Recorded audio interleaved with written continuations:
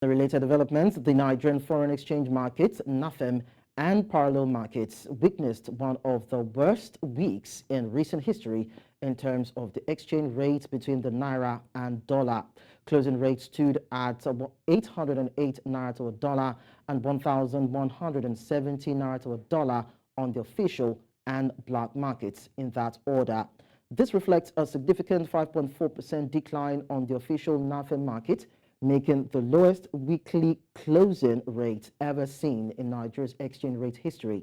On October 17, 2023, the exchange rate fell to an all-time week closing date rate of 848 Naira 12 kobo and reached an intraday high of 999 Naira during the week as the official markets align more closely with street realities.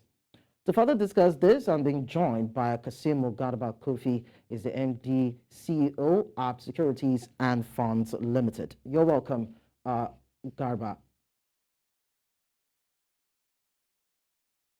Can you hear me?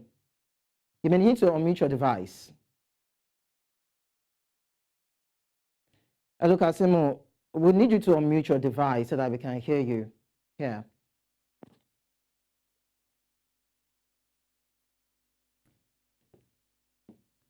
I can hear you loud and clear. Okay. Can you hear me? Yes, we can equally hear you too. So let's look at the issue of the deplorable state of the Nigerian Naira. How would you analyze the impact of the significant decline in the exchange rate between the Naira and the dollar, and how it is now affecting the Nigerian economy and every single Nigerian who, in one way or the other, make do with this legal tender to purchase different commodities in the country? Well, the volatility of the exchange rate is a serious matter to the economy. It denied the foreign investors coming because nobody wants to invest where there is huge devaluation of the local currency. Whatever you gain may be eroded by the devaluation. And secondly, it denies you planning because you cannot plan. Whatever you plan, it will, because of the devaluation of Naira, it will make your plan and look foolish. Nobody anticipated that the exchange rate now is at 1,170. And nobody knows what will be by the end of the year. Don't forget, this is the time of high demand. People have to import for the Xmas and for the New Year. So there is too much demand of the dollar at this material of time. We hope the exchange rate was not die because the demand for the currency may go a bit lower. But the other issue is the cost of living. Every item you go to the market, the price keep on exchanging. What you are told for the price today, tomorrow you go and meet a different price. Because everybody tried to go in same with the market, the aboki rate, because that is what replaces its cost. You don't look at the cost you purchase it, but the cost you will buy the dollar and replace whatever in your store. And that keep exchanging the rate day in, day out. And it makes life very difficult. And you can see it, even whatever the review or the subsidy that the government decided to do, it make it dead on arrival. Because somebody give you 35,000, but you go to the market, you find that two items have an increase of beyond what you have got as a subsidy or palliatives. So really, it disorganizes the economy. Well, as we see it, a lot of people have questioned the economic policies of this current administration, most particularly the unification of the exchange rates, which led to the floating of the Naira. Now, was that a misplaced policy? Because as we see it, it has not actually dealt with the issue of the falling Naira value. So what is it that the Nigerian government is doing wrong that they need to correct? What they were in hurry to implement the policy is not wrong with it, but they're supposed to do the check and balances to ensure that there's stability, but they didn't do that. And the CBN governor that is coming, they did not help the matters. When you don't have enough to meet the legitimate one, the other one that was suspended, you are now saying that they are free. So you are confounding the situation. without supplementing it with the mud supply. This is where the government got it wrong. You don't go into single exchange rate until you know the depth, the gap of the demand, and you make an effort to meet up that gap. But they didn't do that.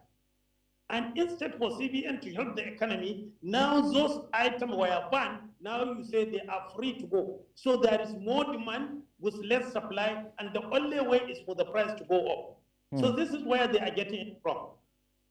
Now, another area is the issue of ramping up production of oil also, and exports, the exportation of Nigeria's commodities, and that could help shore up the value of the Naira. Now, what do you think the Nigerian government can do in that regard? We've seen oil production rise about 1.7 million barrels per day. What other areas do you think the government need to look into in terms of the economy to see how it can beef up the strength of the currency and, of course, the increased revenue? Well, that is one aspect, because our major source of foreign exchange is crude oil. If the government can raise our production to meet 2 million barrels, I believe that will give us a better relief. But the other side of it, we have border with Niger, over 1,700 kilometers. And don't forget the entire West Africa, most of them, they move their food products from Nigeria and other manufactured products through Niger. Now with this economic sanction, it also did not help the matters. Had it been the borders were allowed, you will see from Mali, Burkina Faso, Algiers, Chad, Central Republic, they all take their items through Niger or Chad or Cameroon. And if we do that, that will relieve us, because we get a lot of foreign inflow.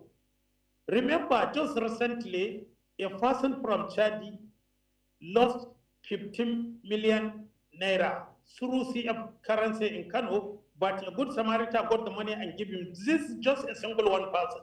So how many thousands of them are coming into the Kano market to buy? So we need that border to be relieved, because that will bring a lot of inflow. Don't forget that our port, to reach our port is difficult, and even when you reach the port, before you can get your product exported, it takes time. So people prefer to do it across the border, where they can easily do it, exchange it, and get hard currency. Especially that we have bumper harvest of the agricultural product, which Nigeria is known, that will have relieved us. But because of the sanction of Niger, it equally sanctioned Nigeria, and therefore block that window, and the less window is less. And we don't have bulk importation by air. If you look at it, unlike the other developed countries where they export a lot of commodity daily through by air, we don't do it. And the railway is not good enough to move it from the hinterland down to the seaport. So we need a lot of adjustment and a lot of implementations before you even move to where we are. And that is why we are getting the situation wrong, especially at this mature time. Well, we hope that something will be done to arrest this drastically. Thank you so much, Kasimu, Garba, Kurfi, for talking to us. Thank you for having me.